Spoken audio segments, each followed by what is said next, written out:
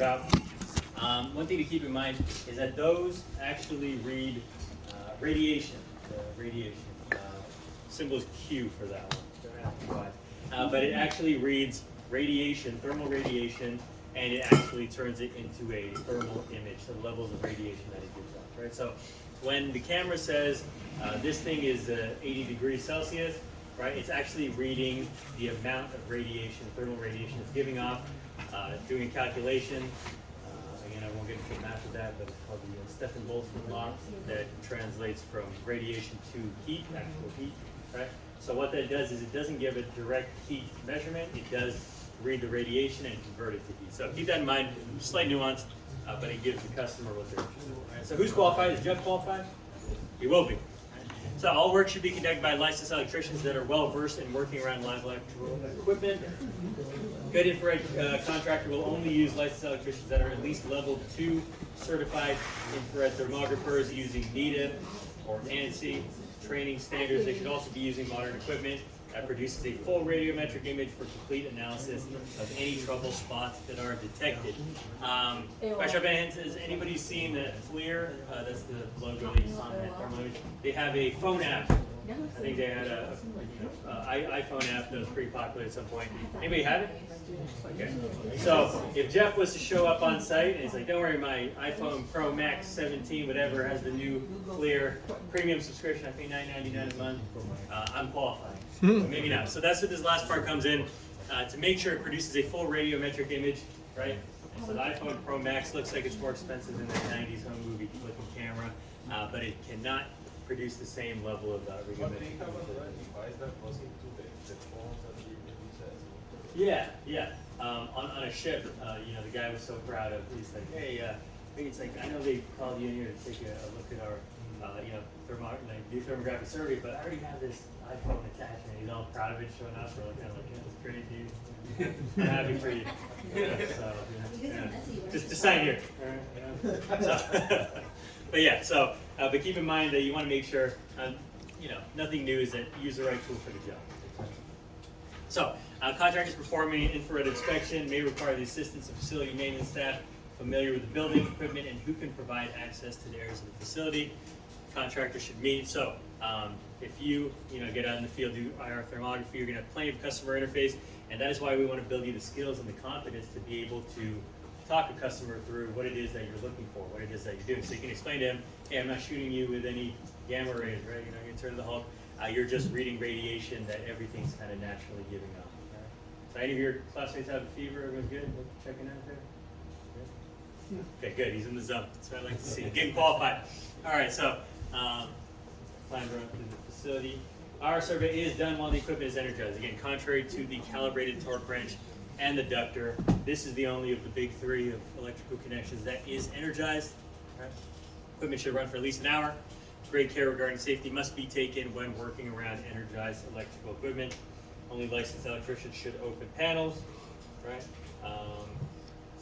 Should be restricted from any area where energized electrical equipment is exposed. So in a work area, that may require putting up your red danger tape, right, as we've learned. So now we're going to dive into the NETA book, because again, that will substantiate our claims that we're qualified. So section 9 of your NETA book, so feel free to follow along, but I'll have it up here as well. A thermographic survey, no surprise here. The very first step is visual mechanical inspection. We've seen this across the board, across our different types of electrical apparatus, that you will perform a physical and mechanical condition inspection. Remove panel covers or view the equipment through viewing ports designed to transmit applicable signals being measured. Right? And again, calling into mind, the famous video where the guy's sniffing around those MCC buckets.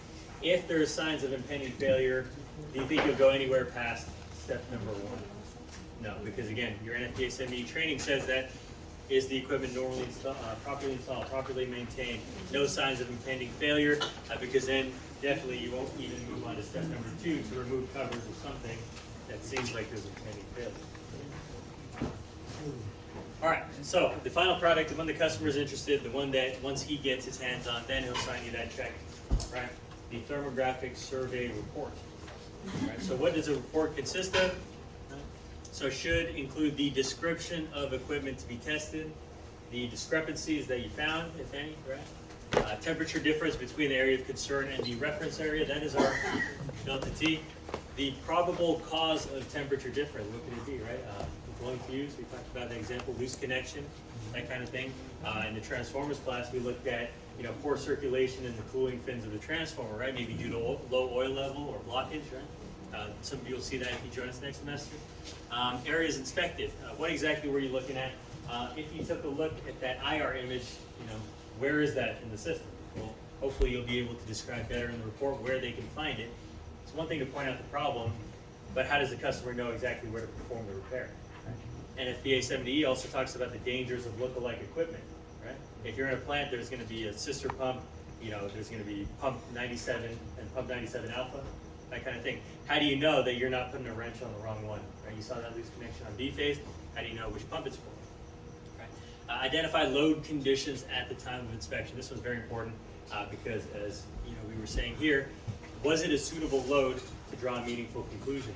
So what does that mean? And this could be in the form of, we got a clamp-on ammeter, right? This was pulling 40 amps, and that is a suitable, that's enough heat, enough current to build a meaningful amount of heat as part of our inspection.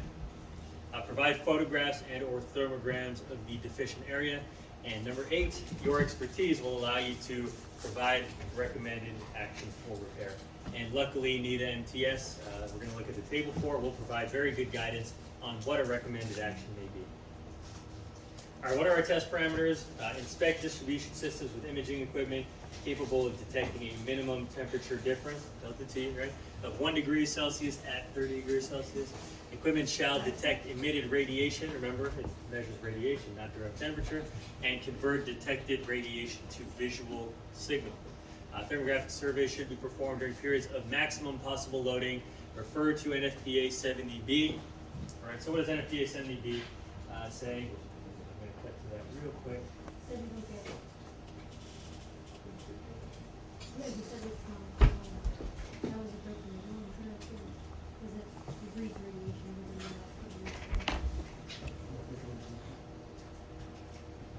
Okay, so I'm going to, while I'm digging through here, NFPA 70B is going to have a magic number for us, and that it will appear on your quiz. We saw something like, okay, it should be running for an hour to build appropriate heat for a thermal signature. But NFPA 70B says that it shall be running at 40% capacity, in order for it to get a meaningful data. Otherwise, you're drawing poor conclusions on poor data. Right, garbage in, garbage out. Another famous expression in our industry. So I had a pretty fun project one time, talking with Robert, right, who works down at the cranes. One job that I was on a pilot program for an infrared inspection down by the cranes is that I got to go up on the crane. I'll bring pictures for next time, show and tell. Well, that was fun. You go up there all the time. So, but I was enjoying it. So I got to go up in the crane, and they have a whole bunch of motors there that run the hoist, move sideways, up and down, that kind of thing. And so I had to test, visually these systems, right? And so I explained to the customer, hey, I need this to run at 40% for as long as possible, right? And so that means that he would have to run it laterally, and try to have to chill for a little bit, see it build up heat, or the cranes would, the hoist would go, and that kind of thing. But it was definitely one of the more intensive, physically intensive projects for IR. Usually I just walk through a substation. But on this one, it's pretty cool because he would actually use all these different functions of a crane in order to, again, 40% capacity I told is the minimum, but be able to run that equipment to build up heat on it where I could actually survey it to a meaningful degree. I'll bring pictures if I remember, but that was a fun one of the more interesting IR projects I've done. So test results. Again, suggest actions based on temperature rise, found in table 100.18. This is a good time for all of you to turn to page 100.18. And it looks like this. So every time we open to a new table in the back, there are many, many tables. Right? We start with looking at the various headings and what they tell us, right? And again, just like even as simple as Ohm's law, for enough given information, we're going to be able to determine what we're looking for. Right? The table 100.18 is our thermographic survey based on temperature rise. Across the top here, we have our temperature difference, our delta T. Right? based on comparisons between similar components under similar loading. Now, what might that mean? Any guesses? Similar components under similar loading. Yeah, yeah. So, excellent. So, we're talking A, B, C phase on one piece of equipment, right? One motor, one run of cables, one circuit breaker, right? So, by the time you see the thermographic survey class and the circuit breaker class, well, then you'll know, okay, a suitable measurement is going to be your ABC poles on your circuit breaker, right? Because if you have two different circuit breakers, well, there's no point in doing comparison between the two when they're pulling entirely different loads, doing entirely different jobs. So similar components under similar loading, very well could be ABC of the same thing. Or that example with pump 97 alpha. If you don't have any other reference points, or if you want to substantiate a claim, well, you could say, well, 97A never exceeds this maximum thing. Should we be worried about pump 97? That is double that kind of thing. All right. This middle section is temperature difference based upon comparisons between component and ambient air temperatures. This one we don't use as often as this guy, because this is a more, I guess, meaningful comparison, because in the background, I guess unless you're in a closed MCC bucket where you can really get an average, if you're looking at a power pole, for example, or some of the insulators on a power pole, you hear those crackling, and you say, hey, I want to get my IR camera on there. If you're looking up at the sky, what color on the gradient do you think that's going to be? It's going to be, or it's actually going to be, well, if the sun's out, yeah, it can actually damage some of the older units. Or if I were to walk out right now and look at that power pole over the sky, ice cold, right? In fact, usually you'll get like an error message that says it's off of scale, like it can't read how cold it is, right? So you've seen all the movies with the the cold depths of space or whatever. So same thing, these guys can't actually calculate how cold it is in the atmosphere. So this isn't a very meaningful measurement, right? If you're looking at a power pole.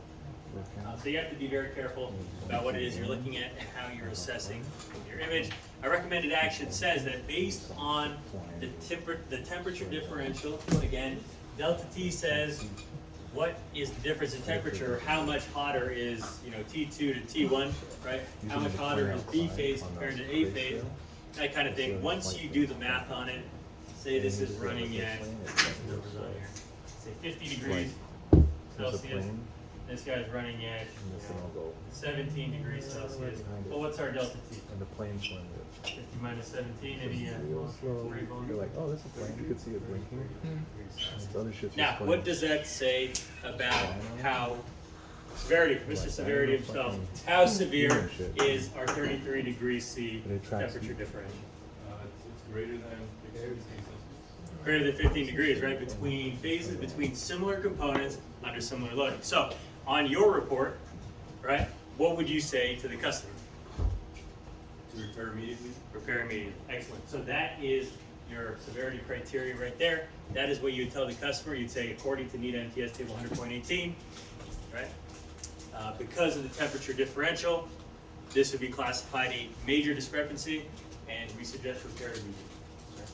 What's what? Can you give us an example that you see something like that on a substation?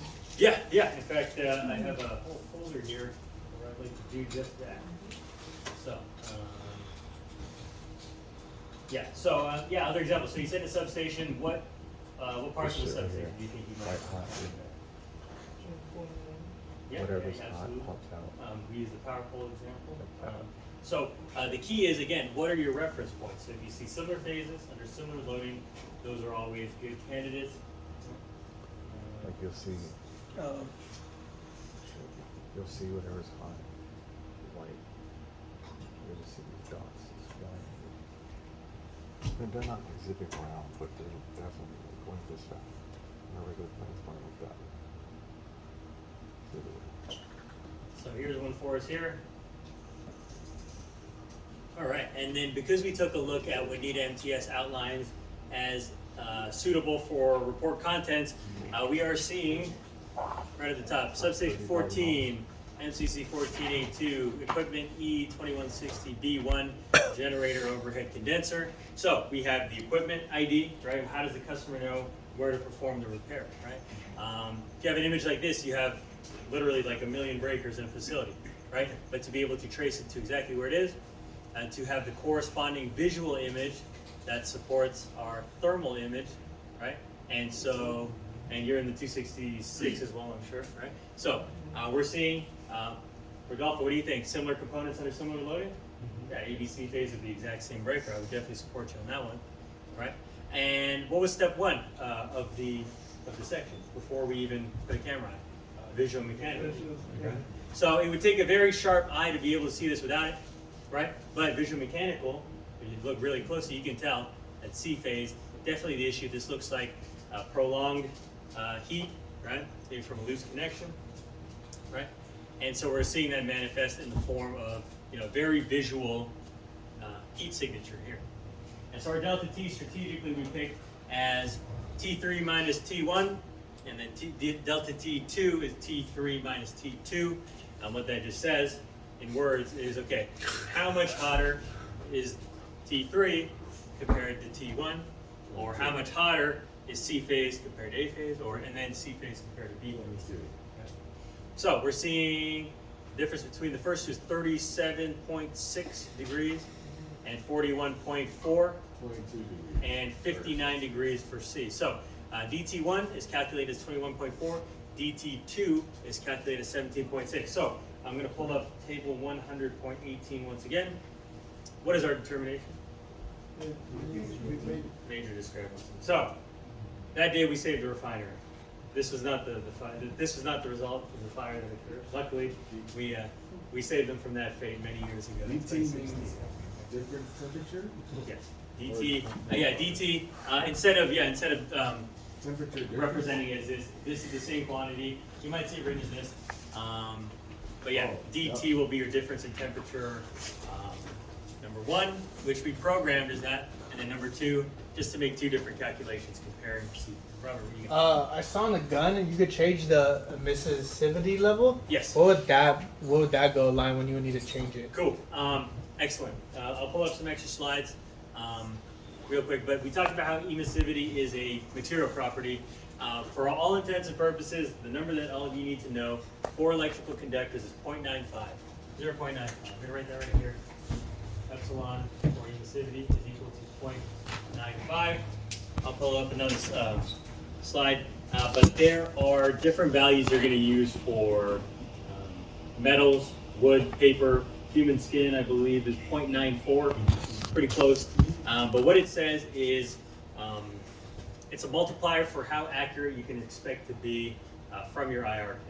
And so let's just say that I'm not reliably going to look at, you can't really tell from here, but if I had a bad angle on the bolt that actually secures each phase, that's not actually going to give you an accurate temperature. It's going to look ice cold. But I guarantee you, if that bolt is touching a connection that is almost 60 degrees Celsius, I guarantee that bolt is not ice cold. It's just reflective. It's more reflective than it is emissive. So there's a whole.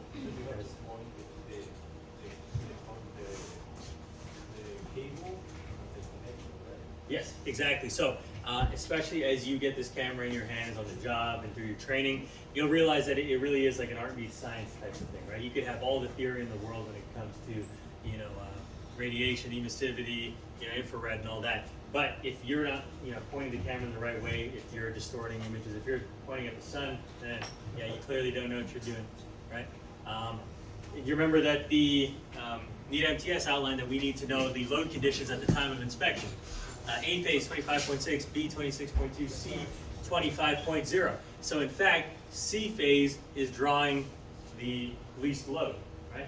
We've seen instances where we're going to see one phase that's much hotter than the rest, but we see that it's pulling double the amps, right? So we say, okay, you know what, this isn't so much a loose connection problem as it is, hey, maybe you're single-ended, somewhere upstream or downstream, and maybe it's just an application issue, right? And you can investigate it that way.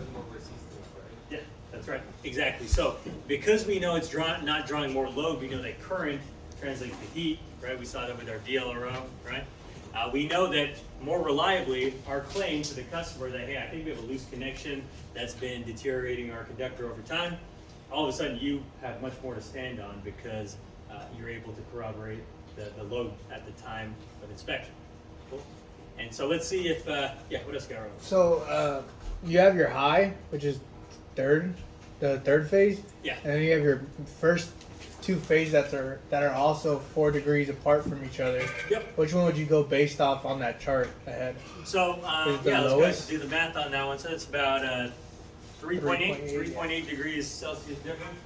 Yeah, you're absolutely right. That is a non-zero quantity. But if you look at your 3.8, which says, okay, it's interestingly not covered, but it's right in between 3 and 4. So it's either possible deficiency, warrants investigation, or indicates probable deficiency, repair as time permits. But I think none of us would disagree that one of these definitely supersedes all other needs at this point. And besides, if you as a qualified technician, if I have you come in, assuming that this connection is not beyond saving, maybe you got to strip it back to where there's no damage, right? And then re-terminate and land it. What are the chances that a qualified technician would only tighten down C phase? What would you do? Would you also, you're already there, it's already down. Would you just A and B while you're there? Do a little freebie for the customer? Or would you put a change order and say, hey, I was only here to tighten C phase, but I'll listen, half price for A phase and B phase. I'm a nice guy. No. So what we do is we would check all the connections and then in fact likely bring those delta T's between A and B even closer. Oh, sorry. And yeah, so and in your experience, like same kind of deal. If you find a blown fuse, I'm not going to question what people do in the field, but maybe you just swap out the one fuse. Recommended industry practice says you're going to replace all 3, right? Because if one of them was in some kind of incident, well, how can you reliably determine? So again, I won't say what people do or don't do, but recommended industry practice is replace all 3 fuses with new fuses of the same style, same manufacturer, same rating, etc. That is, we do it by the book here. Okay, cool. So continuing on, you're gonna see other stuff like read the fine print. Always read the fine print. So it talks about how heating is generally related to the square of the current, I squared R losses. We talked about that in terms of how heat, like watts, equals I squared R, right? And how load current has an effect. So these tables provide reasonable guidelines. Also take a look at the Gill book. The newest, this is an older version of the MTS, but it does reference NFPA 70B, and likewise 70B actually references NETA MTS, which is a pretty cool kind of update in the recent versions. And again, no surprise because like I kind of snuck in, I'm on the 70B committee. There are a couple of other NETA committee people on the 70B, but we can strategically kind of line up everyone's interests to make sure that we're doing the most, taking the industry forward in the direction that we kind of see benefiting the most. So, the necessary and valid requirement, person performing the inspection, be thoroughly trained and experienced. And that is where all of you will come in. So, in conclusion on this module here, by using infrared technology to perform inspections for an electrical preventive maintenance program, companies can reduce downtime, repair costs, and avoid fire hazards. So there's another word there. At the same time, they can increase safety, equipment life, and productivity.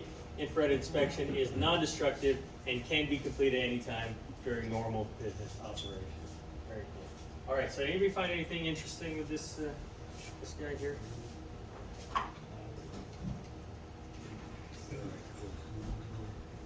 All right, you're up. This guy here. All right, let's see if do a little experiments just for fun. Aha. So the question was, what are the advantages and what are the disadvantages of our IR? All right, question for John. How many fingers am I holding up behind this guy right there? 3. Oh, shit. That's impressive. Bonus points. All right, so with IR camera, how many fingers am I holding up? 3. So very impressive. Like I said, we're buying lottery tickets having this class, right? Yeah. So, and then feel free to kind of pass this around. I can change up the number of fingers, whatever it may be. But you're seeing the visual limitations, and this is not a party trick. It's science, right? So how many fingers am I holding up now? 7. Lucky 7. There we go. Yeah, feel free to pass the camera around. I'll do different iterations of how many fingers I'm holding up here. Mario, how many are we looking at? Having a hard time focusing. Me too. 3. No, 2. There you go. Throwing your piece down. All right, cool. Who else wants to go? Yeah, so we're seeing the magic of infrared, right? So how is it that they're able to see the number of fingers I'm holding up, but on the visual spectrum, it's not? How many fingers? Yeah, we can do this all day. Turn up 11. So in this case, what did I say that the thermal camera measures? Infrared. Infrared radiation, right? And so what is it behind the garbage bag that's giving off radiation? Each of my fingers, right? I mean, the human body, right? Okay. Now, I'm going to put these guys on. All right, and then so visually, am I winking at our friend over here with the camera? I mean, see, he can't tell, right? So you guys say yes, he says no. So what appears to be the limitation? So on the one hand, the human eye can't see behind this garbage bag how many fingers I'm holding, but this guy can. But you guys clearly saw, I went to this guy, and he didn't even return the favor. Struck out. But that being the case, you can see that the visual, I guess, advantage that you can see through something like a lens. So what we're going to do next, your question was, Miguel's question was, hey, we have an LI switch out there. So we always talk about in 267 how one of the greatest dangers of a 12 kV 4160 LI switch is that the blades cannot, reliably all go ABC phase, and we'll end up blowing up. We'll have blowups due to mechanical failures where not all phases go in. So one of the most important inspections, we'll kind of congregate out here. One of the most important inspections on an LI switch, and you may or may not know, is to check